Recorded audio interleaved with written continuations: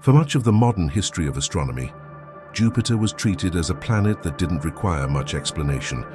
Its colossal size seemed to justify any anomalous behavior, as if the sheer scale eliminated the need for questioning.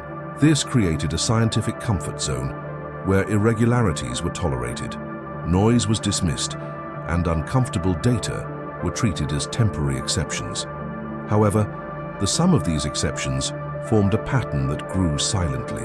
A pattern that, for decades, revealed that Jupiter did not follow the fundamental rules governing planetary formation.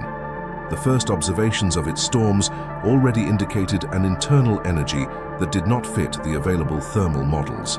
The wind speeds, distributed symmetrically and chaotically at the same time, remained stable on timescales incompatible with the predicted atmospheric cycles. It was like observing a meteorological system that responded to an unknown energy source.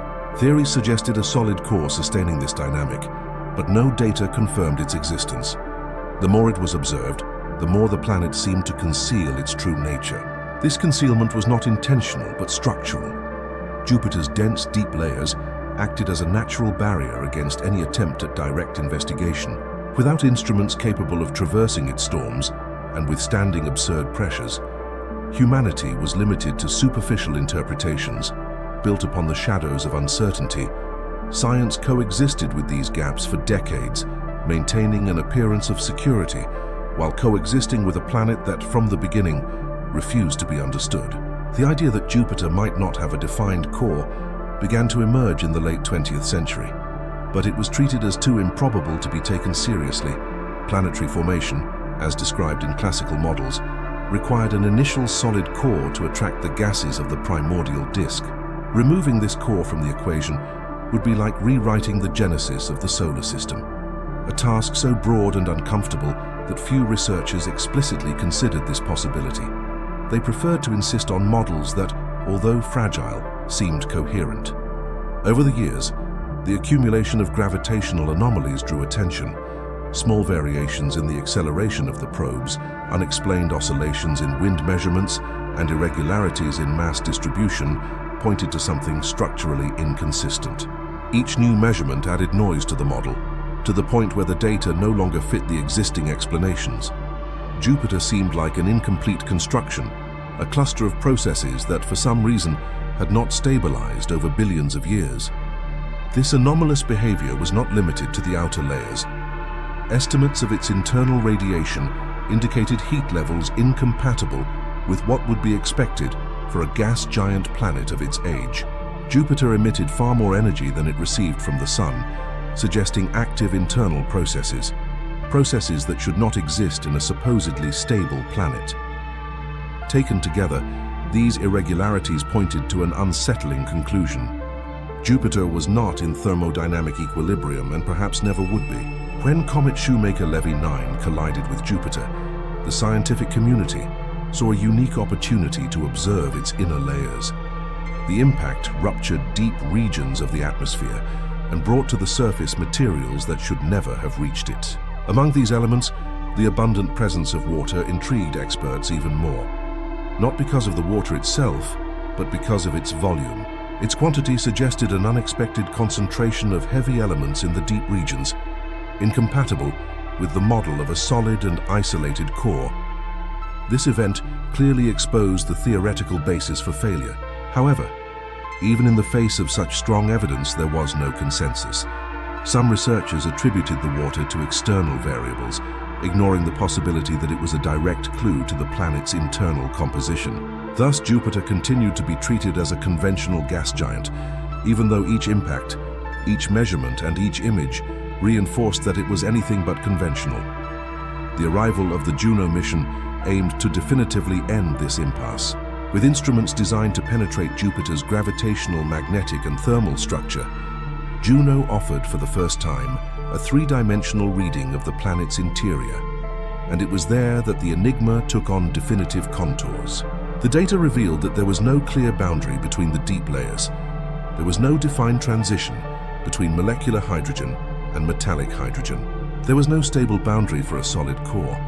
What existed was a diffuse, dense, and fragmented mixture, extending across a colossal band within the planet.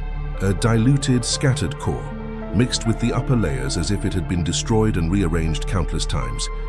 This finding not only contradicted the classical model, it demolished it. The existence of a diffuse core implies that the planet underwent such extreme impact and destruction processes that its geological memory remains active to this day. And no current model explains why this core has not recomposed itself over billions of years. The most widely accepted hypothesis envisions a planet the size of several Earths colliding with Jupiter during its formation. But even this hypothesis has limitations. Simulations show that after such a collision, the heavy materials would tend to sink again, reforming a solid core. The fact that this has not occurred indicates that something continues to disturb the planet's internal equilibrium. It is possible that immense forces associated with constantly moving metallic hydrogen prevent this recomposition. Jupiter's interior, it seems, remains in permanent flux. When analyzed in depth, Jupiter seems more like a process than an object, an entity that has not stabilized, that has not frozen its internal history into layers as other planets do. Its turbulent interior carries signs of continuous stress, as if the planet were trapped in an endless cycle of reorganization. The absence of clear boundaries between its layers reinforces this interpretation. Jupiter is not a planet that keeps its history. It is a planet that will continually relive its history. This internal instability also helps explain the colossal and irregular magnetic field that surrounds the planet. Unlike Earth's magnetic fields, which emerge from a rotating solid core, Jupiter's field originates from a deep, constantly shifting metallic ocean. The force of this dynamic creates regions of magnetism so distorted that they defy any attempt at precise modeling. The result is a powerful, chaotic, and unpredictable magnetic field. The sum of these characteristics places Jupiter in a unique position within the solar system. It does not behave like a traditional gas giant, much less like a stable object. In many respects, it resembles an unfinished star, a structure that began to collapse but did not gain enough mass to initiate nuclear fusion. This would explain its high internal energy, its profound instability, and its irregular chemical composition. If this interpretation is correct, Jupiter would be a direct witness to a cosmic process that preceded the formation of Earth, a primordial fragment of a star that never came into being. In this scenario, the gas giant ceases to be just a planet and becomes a relic of the turbulence that preceded the emergence of rocky worlds. Understanding it means understanding the very origin of the solar system at a deeper and more unsettling level. But the most unsettling revelation is another. Unlike other celestial bodies, Jupiter seems to resist equilibrium. It doesn't allow its internal history to settle into fixed layers. Entire continents of heavy matter continue to move, mixing with metallic hydrogen in states we can't reproduce on Earth. Every reading from the Juno mission confirms that the planet remains in transformation. Silent, slow, but constant. This behavior makes it the greatest enigma of modern astronomy, not because it hides its structure, but because it exposes something that shouldn't exist. Science depends on predictability, stability, and replicable models. Jupiter ignores all these principles. It is a reminder that the cosmos doesn't follow our rules, and that our theories are only fragile approximations in the face of forces we barely understand. At the end of this analysis, one certainty emerges. Investigating Jupiter is not just studying a planet, it is confronting the limits of human knowledge. Each new discovery about it dismantles a part of the theoretical structure that science took centuries to build. And paradoxically, it is precisely this instability that makes the gas giant so valuable. Jupiter forces us to admit that our explanations are still insufficient. If you want to continue exploring mysteries like this one, enigmas that challenge science, dismantle certainties, and reveal how little we understand about the universe, consider following our upcoming content.